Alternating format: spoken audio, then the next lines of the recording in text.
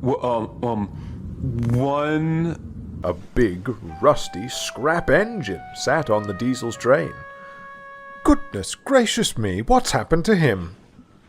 Given up for scrap ages ago, said the diesel. Get far before they catch wind that their payload's gone missing. Parted ways, but Henry struggled on. Suddenly, he heard, excuse me, you're not gonna turn me into a bridge, are ya?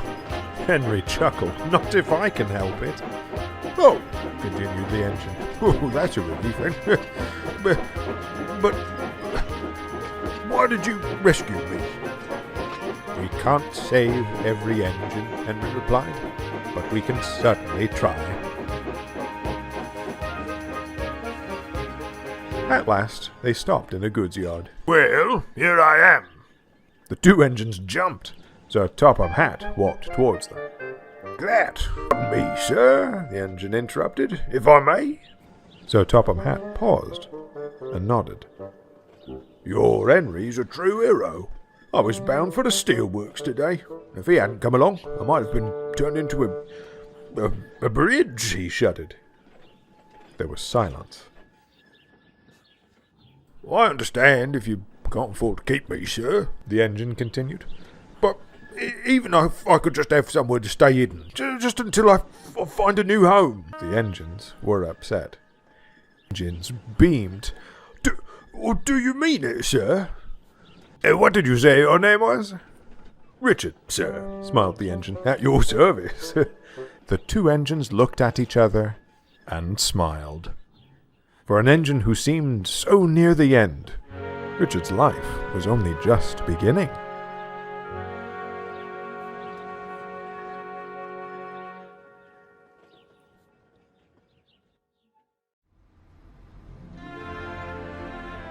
Sir Topham Hatt arrived at the works. Richard had been swiftly repaired, and his fresh paint glistened in the sun. I feel fantastic! Splendiferous. Very well, sir, thank you. Then you can work your way up to the express. Richard wasn't sure who Gordon was, but he was certainly looking forward to being useful again. That night, Richard arrived in the sheds. Henry was quick to make introductions, and the other engines wanted to know all about him. But Richard gets the cold buffer. Was it something I said? Asked Richard sadly. Not at all, chuckled Henry. Leave them be. They'll come around eventually. Richard wasn't sure what use steam engines had for money, or why they'd be running after it, but he was worried about Gordon and James. Richard came carrying a works train. He whistled a friendly greeting and rushed past. Richard and the works train. He drew to a halt close by. Wow, he gasped. Do you see all that smoke, Gordon? Richard listened and thought for a moment. Well, why don't we load those hoses into my train? I'll take the fireman down the line myself. I've got a full, nearly full enough, pretty full tender. The men quickly loaded the hoses and got on board. Richard rushed down the line to the signal box. The fireman waited. Richard was amazed. Soon the fire was... We have done without you. Been stuck in traffic, Richard joked. With all that honking, you'd have had as big a headache as... Goodness, Gordon! Oh, I'd forgotten about him. Richard raced back to the level crossing. He buffered up to Gordon and took him on to the next station. Gordon said nothing, clanking sadly behind. When they arrived, Sir Topham Hatt was there. I can see that Richard lit a fire in your boiler, Gordon, he said sternly. The signalman confirmed sparks from your funnel caused the blaze. Gordon blushed. I'm truly sorry, sir. It's off to the works with you. Perhaps it will give you time to think about your behavior. Quick thinking helped put the fire out before it could spread. Oh, sir, beamed Richard, it'd be my honor. And so, Richard took charge of the express. He kept us a hit with both coaches and passengers alike. He did it so well that James was jealous. But that's another story.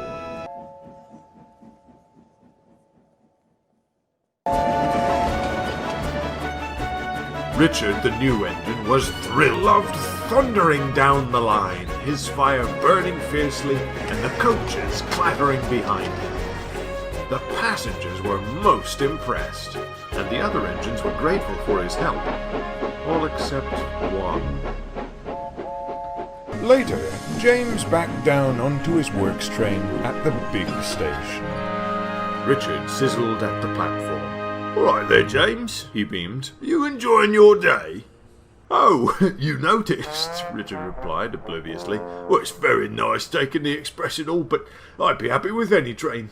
It's good to be moving again." "Well, only a little," sighed Richard. "Just getting back into shape, that's all."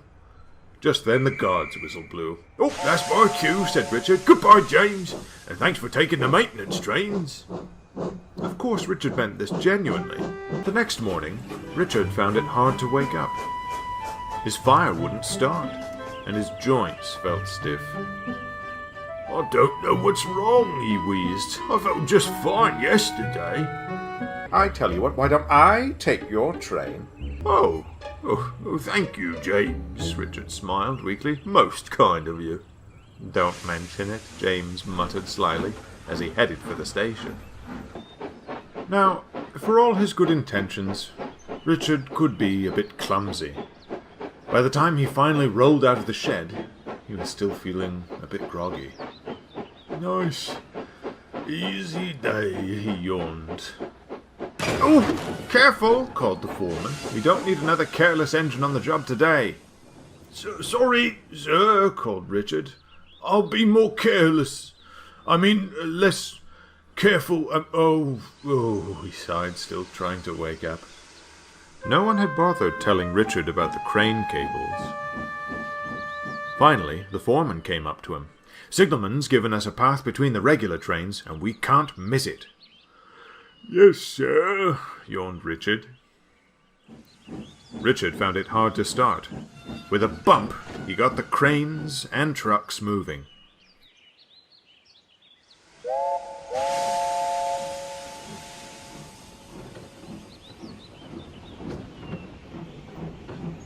He picked up speed, but no one saw the crane arm starting to swing about.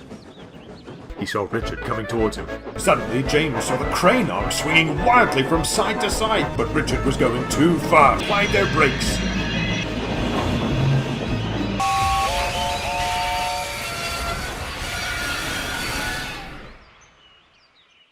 And the seats flattened. The rest of the coaches quavered in fear, and James was in shock. Are you all right, James?" cried Richard. But the replying voice didn't belong to James. "Richard," bellowed Sir Topham Hatt, "what is the meaning of this?" I don't know, sir. I'm truly sorry, sir," Richard stammered. "I was just going to the next work site, and I suppose so, sir," Richard replied sadly. Sir Topham Hatt sighed. "Brand new coaches ruined just like that." Richard gulped. He was glad for that. "We shall discuss this later.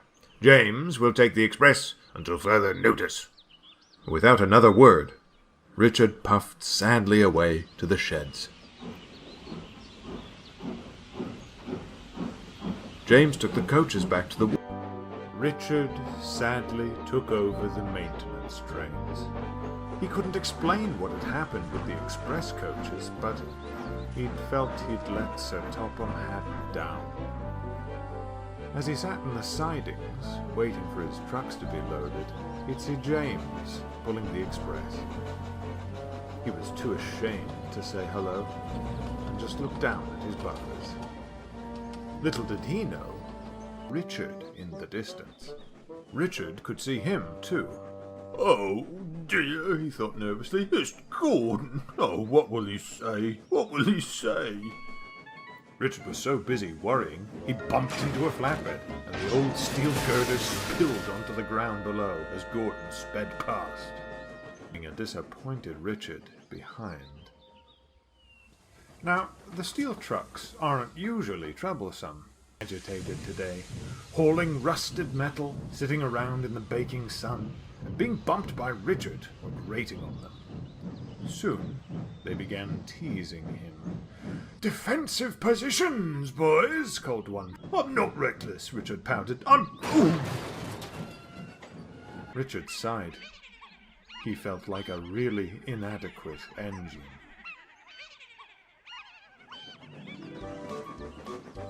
The next morning, Richard was taking a fresh train of scrap metal down the main line. The trucks, annoyed with being woken up, Richard moseyed along with his heavy load. Richard didn't notice. He was too busy focusing on being careful.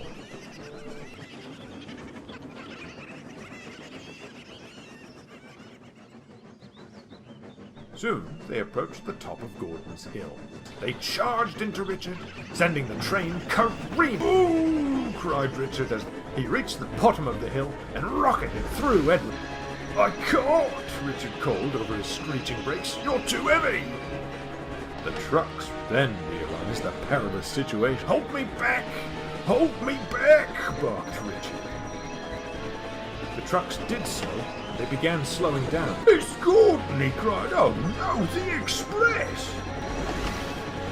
"Suddenly looks like Henry's fish train," he thought. Richard made a decision.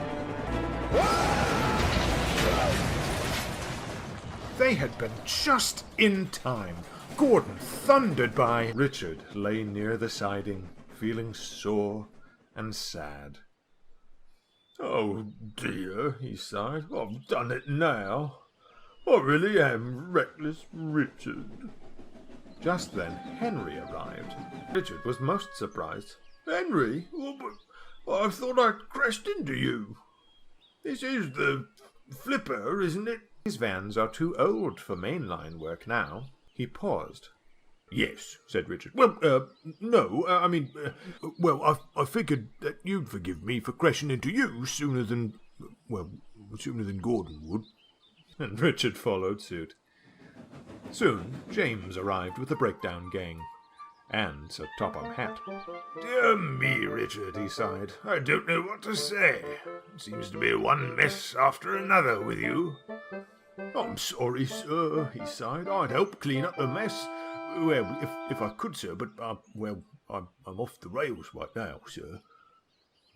"Richard was only trying to prevent a worse accident, sir," Henry interjected. "I'm not sure about that, Henry," Sir Topham Hatt replied sternly, "given his track record." "Actually, sir, I looked at James." "Richard's been splendid with the express, sir," sighed James. "I don't deserve it." "You certainly don't," replied Sir Topham Hatt. "I'd have thought you'd have known better than to pull stunts like this, James. Stay on the maintenance trains until you can be trusted." Richard prepared for the worst. "It's off to the works with you. We can't have our newest express engine out of commission so soon." Richard beamed, and Henry whistled in delight. The yard was filled with cheers and whistles as Richard came backing into the sheds. "We're certainly glad to see you." "Well, disagreeable," exclaimed Richard. "Oh," said Richard plainly, "was I not supposed to do that?" The engines laughed. The three big engines had become four. Richard is thrilled to call the island of Sodor his home, but always does his best. Gordon doesn't mind sharing express duties with Richard. He's just taking a shine to it. Henry is most proud of him, and Richard is honored to call the Big Green Engine his best friend. Big Green Engine. We know this to be our friend Richard, the engine Henry had saved from scrap. That! Thomas pushed some coaches behind Richard, then quickly drew alongside. "Oh, hello," smiled Richard. I know who you are," Thomas cut in. Well, good," smiled Richard. "No need for introductions then, I suppose. If it's not too much trouble, could you give me a push to help get the train started? Henry doesn't need a push, replied Thomas. Why should you? Not as strong as him. Richard was quite taken aback. Oh, well, all right, sighed Richard, as the guard's whistle blew. I'd best be off. Without Thomas pushing from behind, Richard struggled out of the station. Slowly he made his way down the line, as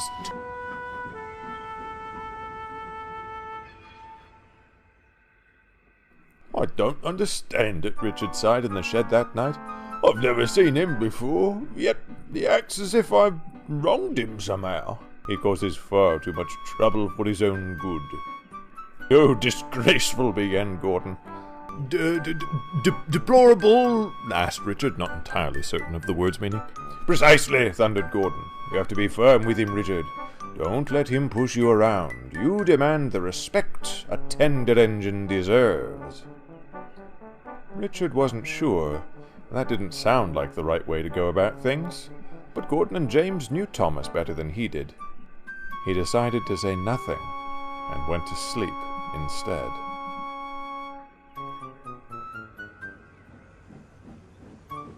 Next morning, Richard arrived at the station where Thomas was waiting. Richard frowned.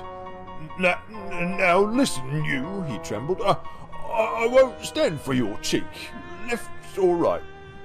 You don't push me around, Richard rumbled with an uncharacteristic frown.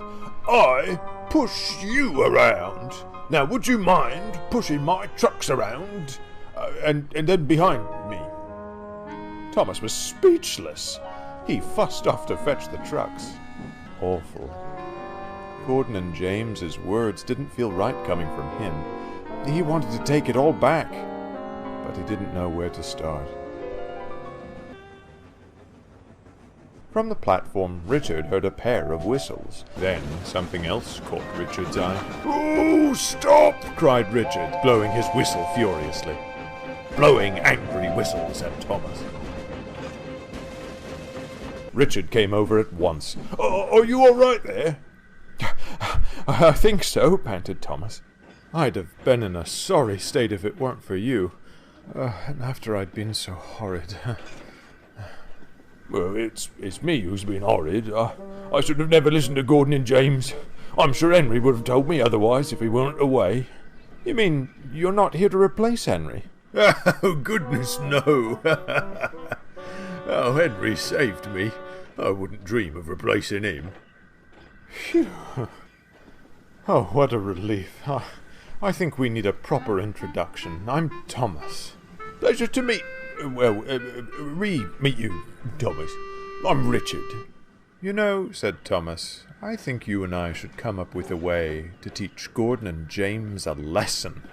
Ooh, chuckled Richard. I like the sound of that. With very cheeky smiles, the engines went back to work.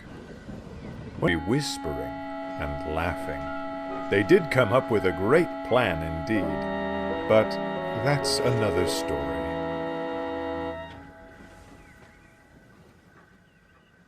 Engines would test the new code. Richard was one of them. At first, Richard was excited. However, deep black color and built-up clinker much the end of the day. A rather filthy Richard arrived back at the sheds, wheezing something awful. My, Richard, gasped Oliver. You've certainly seen better days. I can't see much of anything right now, coughed Richard. I don't think the coal is working like the Fat Controller had hoped. You poor engine, sympathized Oliver. I've had my fair share of bad coal over the years. Why, well, when I was escaping here, we had to scrounge up whatever coal we could find to keep going. Truly dreadful it was. Richard was amazed. I can't imagine how you kept going under such conditions, he marvelled. Well, boasted Oliver, that's all part of being a resourceful engine, you know. It certainly toughens you up. I reckon I could use any kind of coal without issue now. Ha! Is that so? Yawned Duck, eager for the conversation to end. And give poor Richard a chance to feel better, eh? Oliver gulped, glancing back at the soot-covered Richard. Why, yes, Duck, you're right, he stammered, trying to sound brave. Gladly. That's very kind of you, Oliver. As the engines drifted to sleep, Oliver wondered just what he'd gotten himself into. Richard puffed past, looking much better. Good luck, Oliver, he whistled cheerfully. No luck needed, Oliver chuckled nervously. Of an approaching engine. Oh, well, hello there, Oliver, smiled Richard. Is this what it means to be, what was it now, remorseful? Oliver's face fell. He certainly felt remorseful. Well, that's all right, soothed Richard. Just because you had to use the bad coal to get to the island of Sodor doesn't mean you ever have to use it again. Besides, the Fat Controller's sending all that coal back. Gordon showered him in ashes earlier today at the station and ruined his hat. Oliver couldn't help but laugh, and the two friends puffed cheerfully home.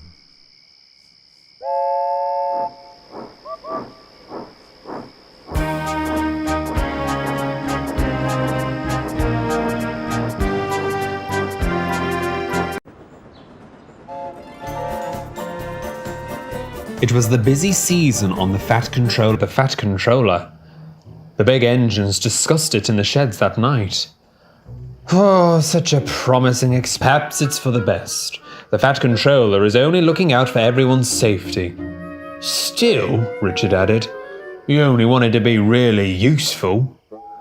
Oh, well, James yawned from the corner of the shed. Some engines have it, some engines don't. Leaving with his heavy goods, he's a danger to the passengers. Do you have it, James? You'll see. Right through, James.